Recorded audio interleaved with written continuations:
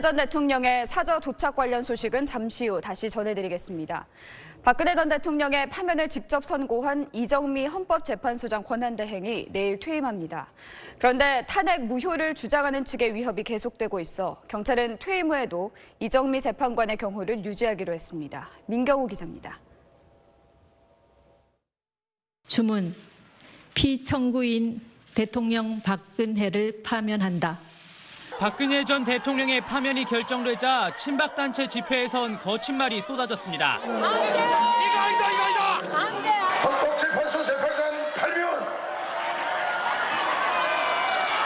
정의와 진실을 외면하고 불의와 거짓의 손을 들어줬습니다. 심지어 재판부에 대한 위협까지 나오면서 헌법재판소는 이정미 헌재소장 권한대행이 내일 퇴임한 뒤에도 경호를 받을 수 있도록 경찰의 신변보호를 요청하기로 했습니다.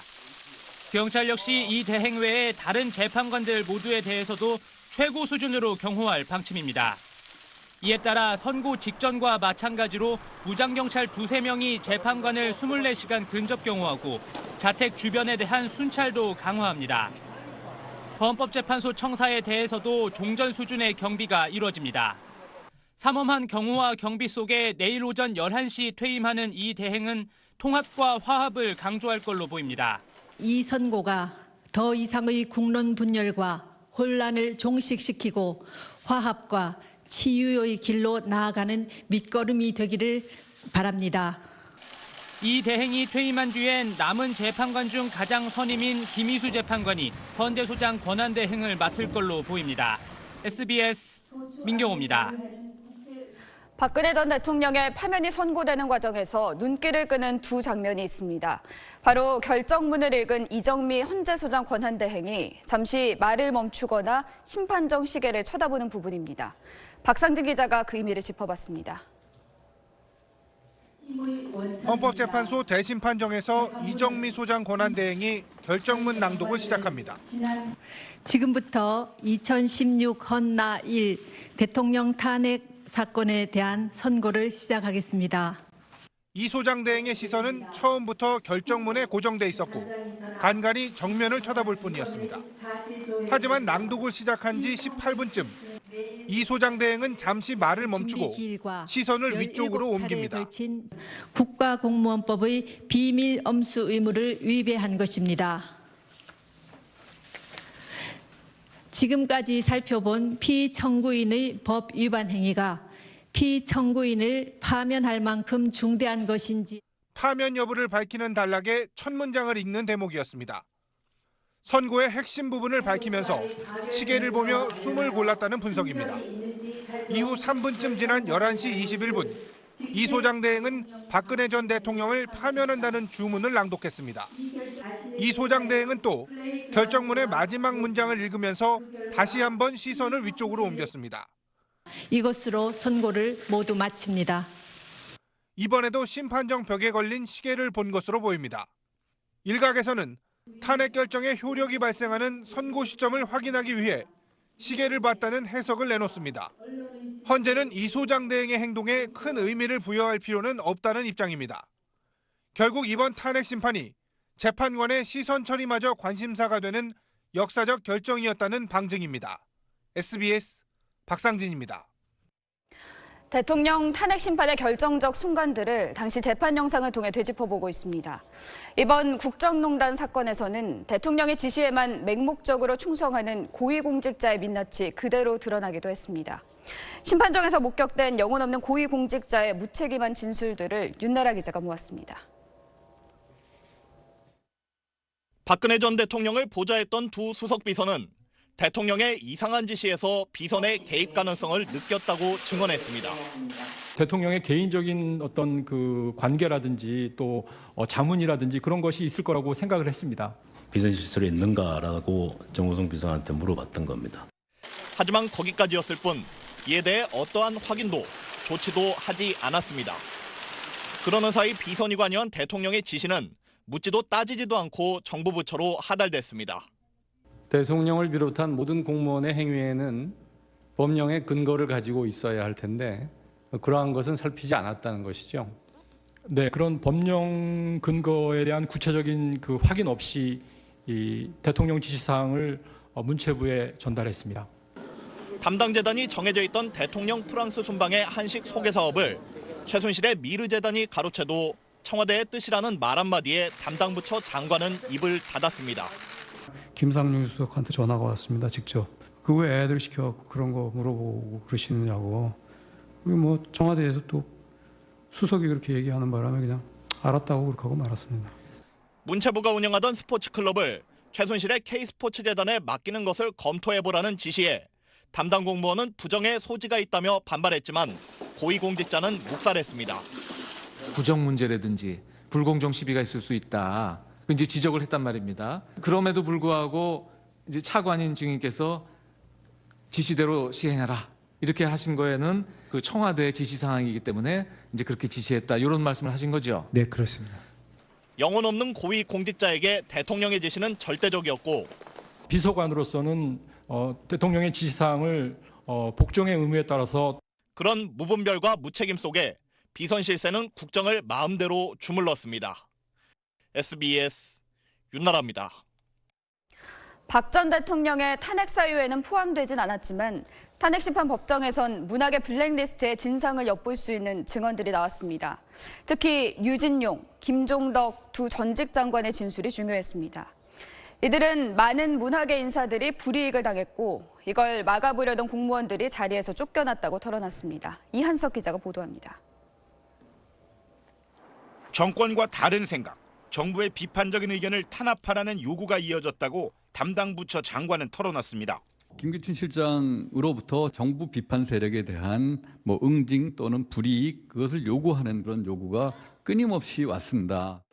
대통령을 직접 만나 반대 세력을 포용해야 한다고 말했지만 먹히지 않았습니다. 정부에 대해서 비판적인 생각을 갖고 있는 사람들의 의견을 들어야 된다라고 말씀하셨을 때 그렇다면 대한민국 사람 모두의 의견을 내가 들어야 되느냐라고 역정을 내셨던 거죠.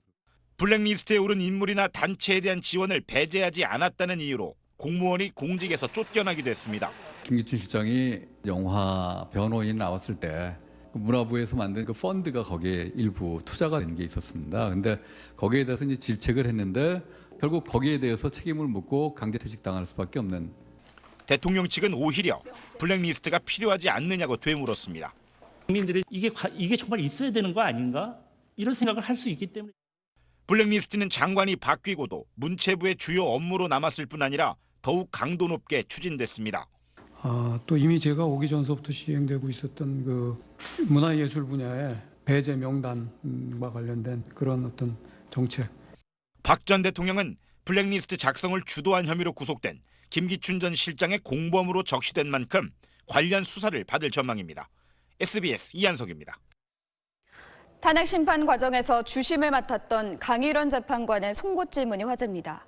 고비마다 조목조목 논리적 오류를 짚어내며 재판을 이끌었는데 이런 날카로운 질문들이 탄핵 결정문의 뼈대를 잃었습니다. 보도에 임찬종 기자입니다. 지난달 9일 탄핵 심판 주심 강일원 재판관이 박근혜 전 대통령 측 논리의 허점을 캐들어갑니다. 정윤회 문건 보도 이후에 피청구인께서 이 청와대 자료 외부 유출은 국기문란 행위다라고 강력하게 말씀하셨거든요. 그래서 감찰도 있었던 것으로 아는데 그 이후에도 많은 자료가 나갔단 말입니다. 그 부분은 어떻게 가능했던 것인지 대통령의 공약을 시행하는 좋은 사업이었는데 왜 경제수석이 그렇게 증거를 인멸하고 위증을 지시하고 했던 건가요? 최순실의 지인이 운영하는 회사를 박 전 대통령이 다른 기업에 추천한 이유가 그 업체의 기술력이 좋다는 보고 때문이라는 주장에 의문을 제기합니다. 정호성 비서관이 그런 일도 하나요? 기술력 뛰어난 업체를 알아가지고 대통령께 보고하는 그런 분 좀 더 확인했었어요. 근데 그런 게 왜 아직까지 확인이 안 되죠? 미르재단 설립과 최순실이 아무 관계가 없다는 박 전 대통령 측 주장의 허점도 강 재판관의 지적을 피해가지 못합니다. 이 최서원이 만든 자료를 피청구인께서 어떻게 받으신 건가요? 현재까지 잘 기억을 못하고 계시는 기억을 못하고 계십니까? 답변이 궁색해지자 박 전 대통령 측이 격한 표현으로 반발했지만 강 재판관은 논리적인 질문으로 박 전 대통령 측 대리인의 승복을 받아냅니다. 오해에 따라서는 청구인의 수석 대리인이 되는 거예요. 그렇게 하면 법관이 아니에요, 이거는. 양측 증인 신문이 부족하다든지 또는 나와 있는 증거와 모순이 되면 재판부에서 확인해야 되는 것 아닙니까? 그렇습니다. 부족해도 재판부는 아무것도 물으면 안 되는 건가요? 저도 재판관 재임 중에는 그렇게 했던 것 같습니다. 예. 결국 강 재판관이 던졌던 질문들은 박 전 대통령 파면을 결정하는 핵심 논리가 됐습니다.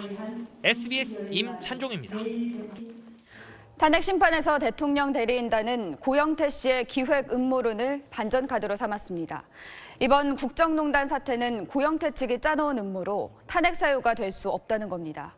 헌재 재판부가 이를 어떻게 판단했는지 전병남 기자입니다.